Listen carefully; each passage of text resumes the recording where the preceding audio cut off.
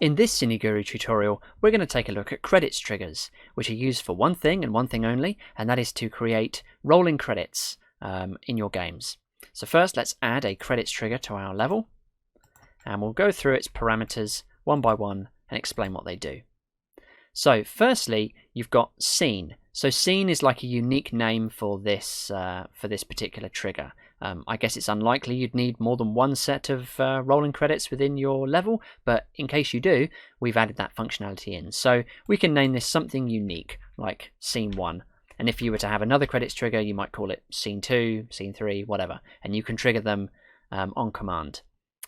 The next parameter you've got is file. So file is a lot like action text with an actor. You need to specify a file path and a text file that will be read by the credits trigger. So our particular credits are stored in the CineGuru folder of script bank, and the particular text file we're after is called credits.txt. So before we go any further, let's just take a look at what that looks like. So here is credits.txt. Let's just drag that in. It's just simply a text file, and I've written in some different names in there. I've provided a bit of spacing in there as well, and you can see it's all kind of left aligned by default. In game it will be centered, so unfortunately there is currently no way to left align or justify text. We don't have those text functions within CineGuru yet, so yeah, you're stuck with centered text, but that still looks pretty cool.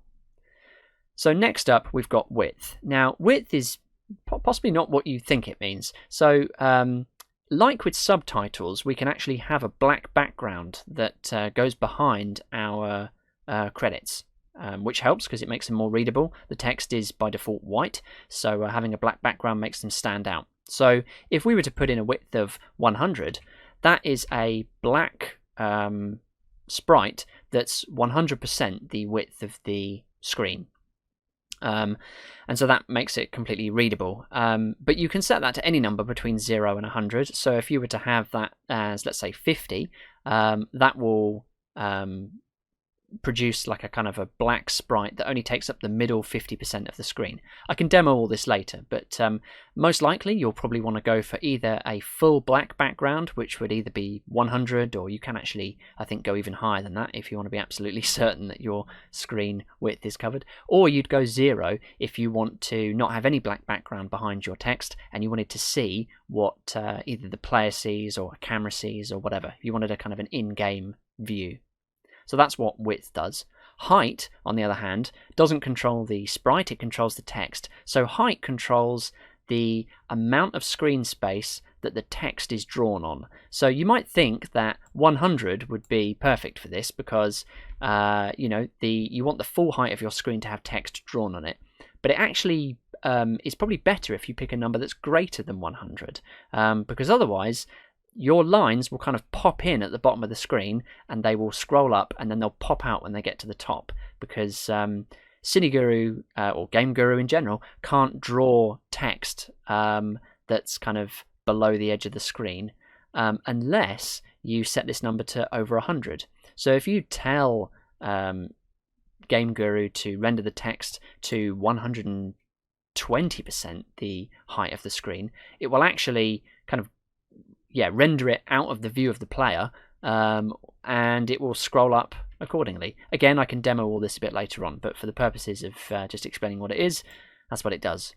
Size is the size of the text that we're going to translate that text file to, and this is based on CineGuru font sizes, so it's again not a point size. It's one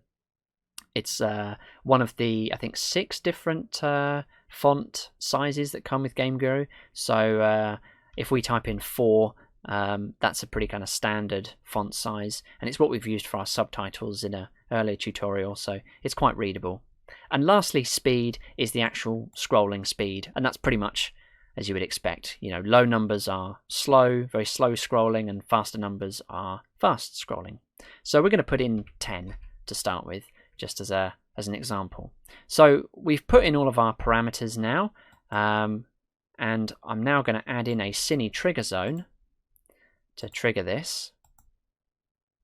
So let's just pop this here. Remember, all of this stuff is invisible when you go into test game. So I'm going to pop a little bit of sand underneath our cine-trigger zone just so we know where it is.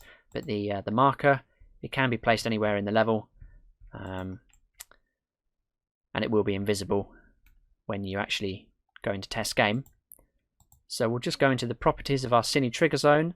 And to trigger credits, you need to type in credits, comma, and then the scene name of the credits you're triggering. So, you know, the unique name of the credits trigger. And we called it scene 1. So if I type in scene 1, and you can add a delay if you want. I'm not going to bother this time, but yeah, that will start spawning the text pretty much as soon as we enter this zone.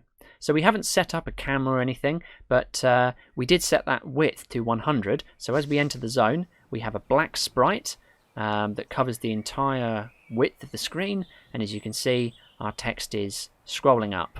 And by setting our height to 120, you can see that the characters in the text are kind of being rendered below the line of the screen, and they're able to rise. So just to show what it looks like when you don't do that, if you set it to 100, and I'll also set the width to 70 just to show you the difference. Let's go and have a look at that. So we'll enter our zone again, and you can see now that black sprite is only taking up 70% of the width of the screen, and also our text is kind of popping in at the bottom. And actually I think when it gets to the top, it will disappear just before it kind of reaches the very top of the screen. So that's possibly not the effect you're after, although I don't know. I mean, it depends. Maybe you only want text to be showing in a very small portion of the screen. I don't know.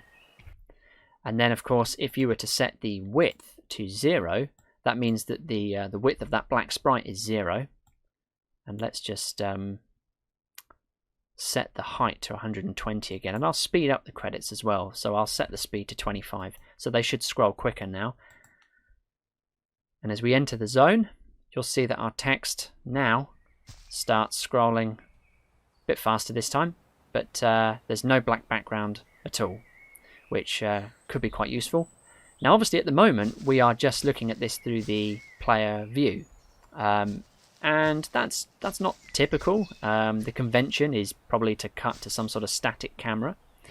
Unfortunately, as I think I explained in the cine-trigger zones tutorial, you can't trigger cameras and credits from the same cine-trigger zone. So if you wanted to have credits playing over like a static camera or something, first let's drop a camera into our scene, and we'll just raise it up quite high. We'll point it down a little bit, and let's just give it a unique name. We'll set this up. So let's call this credits, and we'll set the film time. There's quite a lot of scrolling text. It goes on for quite a while, so I'll say 15 seconds, which is 15,000 milliseconds. It might even be longer than that. Let's add a fade to the beginning of this one.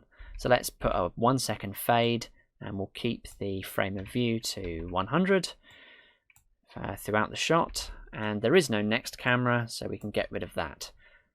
So now we need to drop in a new cine-trigger zone.